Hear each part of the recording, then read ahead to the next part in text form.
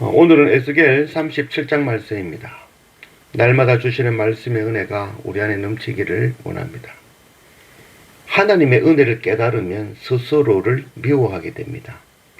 하나님의 크신 사랑과 예수 그리스도의 은혜를 생각하면 나 자신이 추하고 부끄러워 보이는 것이죠.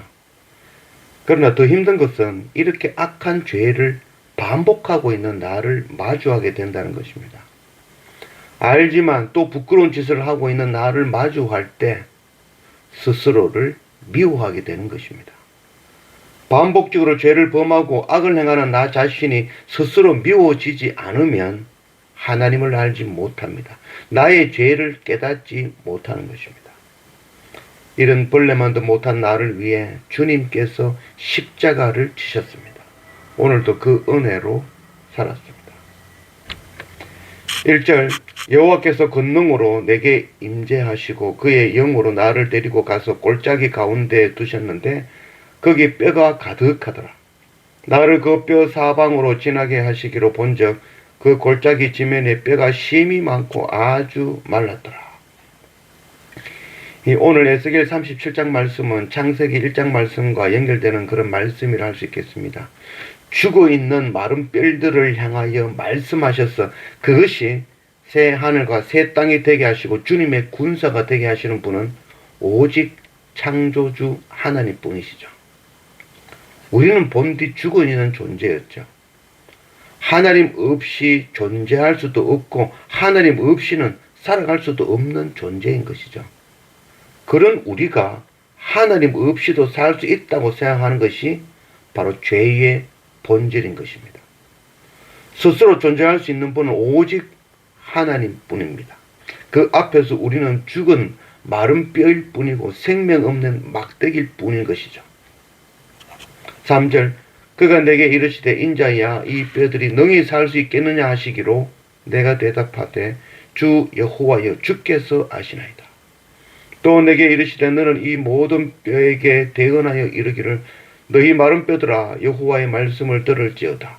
주 여호와께서 이 뼈들에게 이같이 말씀하시기를 내가 생기를 너희에게 들어가라 하리니 너희가 살아나리라. 너희 위에 힘줄을 두고 살을 입히고 가죽으로 덮고 너희 속에 생기를 넣으리니 너희가 살아나리라. 또 내가 여호와인 줄 너희가 알리라 하셨다 하라. 이에 내가 명령을 따라 대언하니 대언할 때에 소리가 나고 움직이며 이 뼈 저 뼈가 들어맞아 뼈들이 서로 연결되더라. 내가 또 보니 그 뼈에 힘줄이 생기고 살아오르며 그 위에 가죽이 덮이나 그 속에 생기는 없더라. 또 내가 이르되 인자야 너는 생기를 향하여 대언하라. 생기에게 대언하라 이르기를 주 여호와께서 이같이 말씀하시기를 생기야 사방에서부터 와서 이 죽음을 당한 자에게 붙어서 살아나게 하라 하셨다 하라. 이에 내가 명령대로 대언하였더니 생기가 그들에게 들어가매 그들이 곧 살아나서 일어나 서는데 극히 큰 군대더라. 막 참 흥분되는 그런 말씀 아니겠습니까? 마른 뼈들이 살 수 있겠느냐 하나님의 그 질문에 에스겔은 주께서 아시나이다. 마른 뼈를 살릴 수 있는 분은 바로 오직 하나님이시죠. 우리가 에스겔 1장부터 읽었지만 그 에스겔 1장에 율법의 눈이 열려 복음의 눈으로 에스겔은 성전에서 그 죽은 형상의 그룹이 살아나 생명나무를 지키는 것을 보았죠. 또 성전 뜰에서 생명 없는 놋 물두멍이 살아서 하나님의 명령을 받아 큰 소리를 내며 열방으로 움직이며 백성들의 민족들의 죄를 씻는 그 모습 보았던 것이죠. 그리고 눈이 어두워 보지 못한 율법 안에 언약된 예수 그리스도를 보게 되었고 에스겔은 하나님의 전능하심과 그 능력이 바로 언약을 이루시고 성취하시며 죽은 것을 살리시는 분이심을 깨달아 안 것이죠. 그래서 이들이 살 수 있겠느냐 하셨을 때 주께서 아시나이다.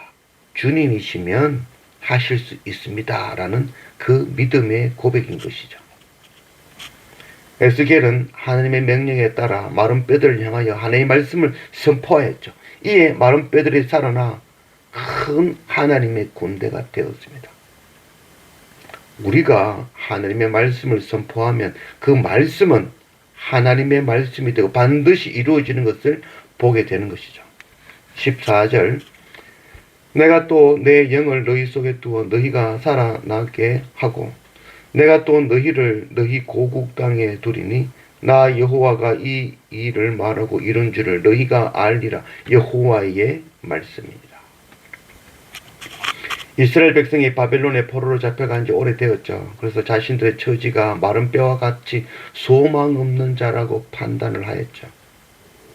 중요한 것은 마른 뼈든지 흙이 되었든지가 아니라 그 속에 하나님이 계시느냐가 가장 중요한 것이죠. 우리는 종종 하나님께서 창조주심을 망각하고 살아가고 있죠. 우리는 하나님을 아버지로 고백하면서도 자신을 마른 뼈와 같다고 생각하고 자포자기하고 넘어지고 자학하는 경우가 있죠. 내 안에 하나님 아버지가 계시면 모든 것이 가한 것이죠. 죽어 흙이 된 것도 살아날 것이죠. 사람의 생명은 사람 안에서 나오는 것이 아니라 바로 하나님으로부터 온다는 것을 우리가 알아야 되는 것이죠.